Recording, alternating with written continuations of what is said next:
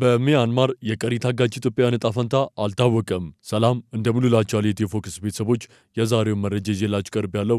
ለቻናላችን አዲስ የሆናችሁ ላይክ፣ ሼርና ሰብስክራይብ በማድረግ አብራችሁን ቆዩ። በሚያንማር ከአጋቾች አምልጠው በካምፕ ውስጥ ከነበሩ 751 ኢትዮጵያውያን መካከል የሆኑት የመጨረሻዎቹ 49 ታጋቾች ባለፈው ረቡዕ ወደ ሀገር መግባታቸውን የወላጆች ኮሚቴ አስተባባሪዎች ለዶቼ ቬለ ገለጹ። ወደ ሀገራቸው ተመልሰው የተጠናቀቁት ኢትዮጵያውያን ከየካቲት ወር አንስቶ ለወራት በአሰቃቂ ሁኔታ በጦርነት ቀጠና በብዙ ስጋትም ውስጥ መቆየታቸውን ይገልጻሉ።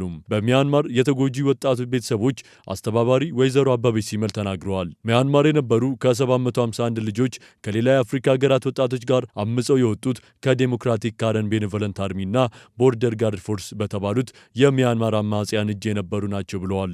የኢትዮጵያ መንግስት ከኢትዮጵያ አየር መንገድና ግብረሰናይ ድርጅቶች ጋር በመተባበር ከአጋጆች እጅ ከወጡት ከእነዚህ 751 እስካለፈው ረቡዕ የመጨረሻ ዙር የሆነው ቀሪ 49 ዜጎች ወደ ሀገር ቤት መግባታቸውን አስረድተዋል። ከአጋቾች ከወጡት ወደ ሀገር ያልተመለሰ ምንም የሚቀር ዜጋ የለም ያሉን አስተባባሪዋ አሁንም ድረስ በአጋጆች እጅ ያሉ 42 ኢትዮጵያውያን ግን ዕጣ ፈንታቸው አለመታወቁንም በአስተያየታቸው አክለዋል።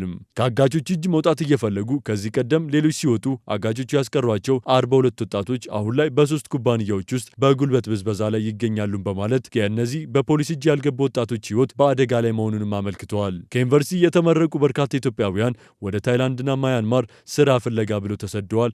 አሁንም እየተሰደዱም ይገኛሉ። ችግሩ እዛ ከደረሱ በኋላ ከፍተኛ በደል እየደረሰባቸው እንደሆነ ነው የተጎጂ ቤተሰቦች የነገሩን። የኢትዮጵያ መንግስት ስለ ችግሩ ያውቃል፣ የተወሰኑ ኢትዮጵያውያንን ማስመለስ መቻሉንም አስታውቀዋል። ወይዘሮ አሊማ ኢትዮጵያ ነው ያሉት፣ ልጃቸው ለስራ በሚል ወደ ታይላንድ ከሄደ 1 ዓመት ከ1 ወር አለፈውም ይላሉ። ከዩኒቨርሲቲ ተመርቆ እንደወጣ ስራ አግኝቶ ለ2 ወራት ያህል በአንድ የግል ድርጅት ውስጥ ተቀጥሮ እየሰራም ነበር። ይሁንና የተሻለ ስራ ያገኘ መስሎት ታይላንድ ሀገር ለመሄድ ወሰነም። ስራው ኦንላይን ማርኬት ላይ ነው። በወር ከ1000 እስከ 1500 ዶላር ታገኛለህ፣ እንግሊዝኛ ከቻልክና ፓስፖርት ካለህ ተባለም። አንዲት ደላላ ናት እንዲያደረገችው። እናቱ እንደሚሉት ደላሏ ኢትዮጵያዊት ነበረች። ወይዘሮ ሀሊማና ልጃቸው ብቻ አይደሉም በራሳቸው ሀገር ዜጎች የተሸወዱት። ትምህርት ማስረጃውንና ሌሎች መረጃውን ጠየቁት። በ4 ቀናት ውስጥ አዘጋጀ። ቪዛም ጠየቀ። ጥቁር አንበሳ ሄዶ ክትባትም ወሰደ። እኛም ድንገት ሆነብንና ምንድነው ይሄ ነገር አልነው። ይሄው እንደዚህ አይነት ስራ ነው ተገኛለን። እኛም ራሳችን ነን የሸኘ ነው ይላሉ ሌላው ያነጋገርናቸው አባት።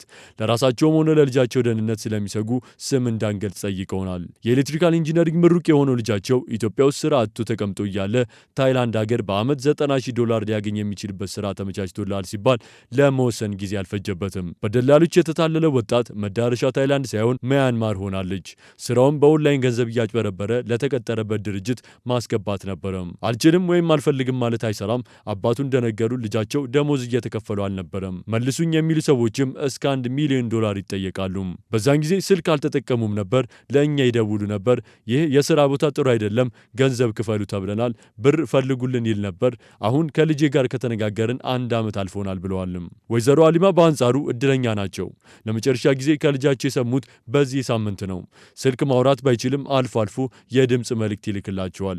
ይሁንና ሁሌም የሚልክላቸው መልእክት የሚያስጨንቅ ነው። ደሞዝ አይከፈልም፣ 18 ሰዓትን የሚያሰሩን፣ አንተኛ ምግብ ብቻ አይከለክሉንም ይለኛል። ልጄ ያለበት ቦታ ያሉት ብቻ ኢትዮጵያውያን ከ800 እስከ 1000 እንደሆኑ ነው የሚነግረኝ።